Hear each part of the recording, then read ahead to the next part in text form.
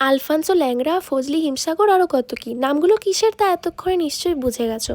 আমি ছোট থেকে আতে আম আর এম ফর ম্যাঙ্গো বলেই চিনি এনাকে। যাই হোক, এই দেখো, এই কালার পেন্সিলগুলোই পড়েছিল আমার কাছে বহু বছর ধরে।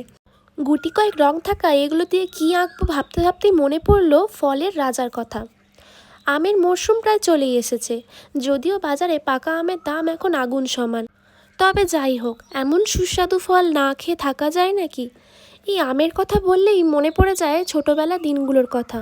মনে আছে সেই সব দিনগুলো, যখন ঝড় বাদলের দিনেও আম কুড়োনোর হিড়িক পড়ে যেত, প্রতিটি আম গাছের তলা একদম সাফ করে দিয়ে ঘরে ফেরা, শেষে গোনা হতো কে কটা আম কুড়োতে পেরেছে।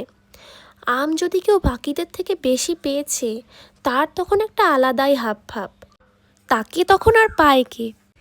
মা দিদারাও বেশ খুশি হতো কিন্তু এই পরিশ্রম দেখে। যাই হোক, দেখো তো খাতায় কলমে আঁকা আমটা দেখতে সুস্বাদু লাগছে নাকি।